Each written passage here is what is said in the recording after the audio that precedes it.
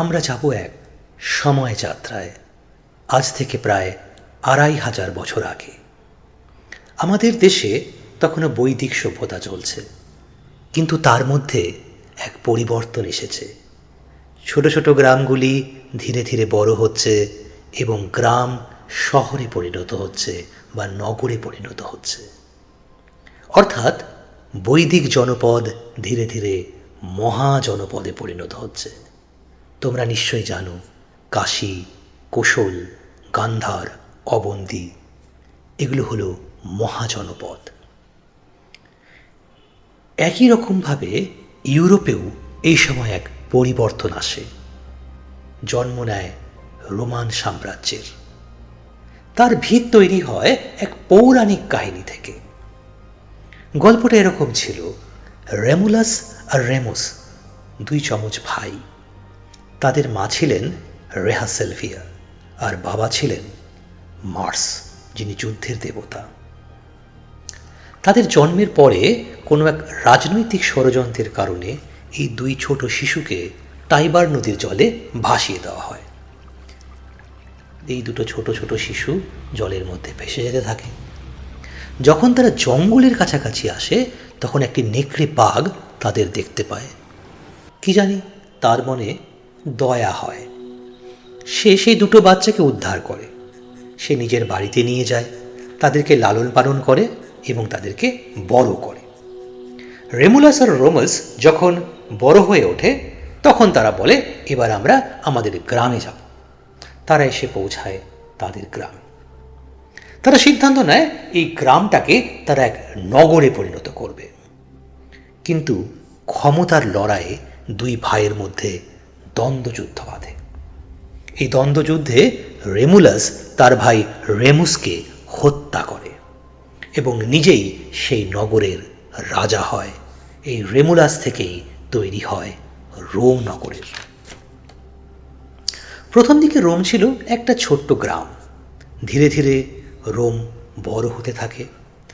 তার যুদ্ধ কৌশল এবং শক্তিশালী সেনাবাহিনীর মাধ্যমে সে ইউরোপ, আফ্রিকা, এশিয়ার অনেক অংশ দখল করে। প্রকৃতির নিয়মে কোনো সাম্রাজ্যই চিরস্থায়ী হয় না, রোমও হয়নি। রোম একসময় পশ্চিম ও পূর্ব রোমান সাম্রাজ্যে বিভক্ত হয়ে যায়। চলো এবার আমরা আমাদের সময় জানে একটু এগিয়ে যাই। আজ থেকে প্রায় ১৫০০ বছর আগের কথা। সেই সময় পশ্চিম রোম, অর্থাৎ মধ্য এবং পশ্চিম ইউরোপের দেশগুলোকে নিয়ে তৈরি। এই অঞ্চলের পার্শ্ববর্তী অঞ্চলে বাস করত বিভিন্ন উপজাতি। তারা ক্রমাগত এই পশ্চিম রোমে আক্রমণ করতে থাকে। তোমরা নাম শুনে থাকবে, হুন বা ভ্যান্ডাল। এই জাতিগুলো ক্রমাগত আক্রমণ করতে থাকে। এর ফলে পশ্চিম রোম ধীরে ধীরে শিথিল হয়ে পড়ে। এক সময় 476 সালে ওডেসার নামে এক জার্মান সর্দার তৎকালীন পশ্চিম রোমের সম্রাট রোমুলাস আগাস্তাসকে হত্যা করে এবং এই সময় থেকেই পশ্চিম রোমে শুরু হয় এক অন্ধকার যুগ, যাকে আমরা ডার্ক এজ বলি।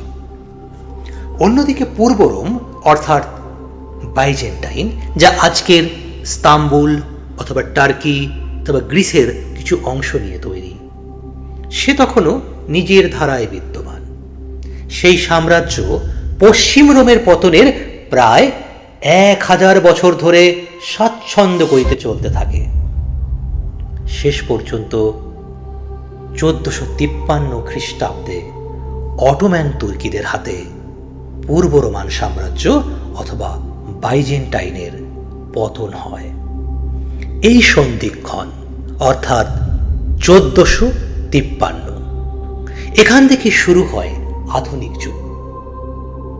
কেন আধুনিক যুগ? দেখি। 29 মে ১৪৫৩, একের পর এক বারুদের গোলা আছড়ে পড়ছে বর্তমানের ইস্তাম্বুল, যা সেই সময়ের কনস্ট্যান্টিনোপলের ওপর। ভেঙে পড়েছে তার দেওয়াল, চারিদিকে আগুন, শত্রু ঢুকে পড়েছে শহরে। একাদশ কনস্ট্যান্টাইন, যিনি সেই সময়ের সম্রাট, যুদ্ধে নিহত। বিজয়ী সুলতান দ্বিতীয় মাহমেদ শহরে প্রবেশ করলেন। পূর্ব রোমান সাম্রাজ্যের যবনিকাপাত ঘটল। বাইজেন্টাইন অর্থাৎ পূর্ব রোমান সাম্রাজ্যের অধিবাসীরা ছুটলেন পশ্চিম দিকে, কিন্তু সঙ্গে নিয়ে গেলেন জ্ঞান এবং চেতনার বীজ।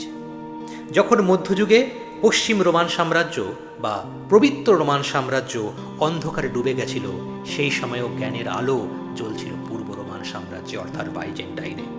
কিন্তু বাইজেন্টাইনের পতনের পর সেই জ্ঞান, সেই যুক্তি, সেই বিজ্ঞান যা ছিল গ্রিসের, যা ছিল অ্যারিস্টটলের, যা ছিল প্লেটোর, যা ছিল সক্রেটিসের, তাই নিয়ে তারা ছুটলেন পশ্চিম দিকে ইতালির বিভিন্ন শহরে। কিছুদিনের মধ্যেই সেই বীজ অঙ্কুরিত হয়ে এক মহীরুহে পরিণত হলো। সেই বীজ ছিল নবজাগরণ বা রেনেসাঁ। জন্ম নিল এক নতুন দর্শন, যার নাম মানবতাবাদী দর্শন। এই দর্শনের অন্যতম প্রতীকৎ ছিলেন ফ্রান্সিসকো পেত্রাক, যাকে নবজাগরণের শুকতারা বা ফাদার অফ হিউম্যানিজম বলা হয়। তিনি ছিলেন একজন ইতালীয় কবি এবং প্রারম্ভিক মানবতাবাদী, যিনি জ্ঞান সাধনার উপর ল্যাতিন চার্চের নিয়ন্ত্রণকে সম্পূর্ণ অস্বীকার করেন। এই রেনেসাঁর যুগে আর একজন গুরুত্বপূর্ণ ব্যক্তিত্ব হলেন লরেঞ্জো ভাল্লা।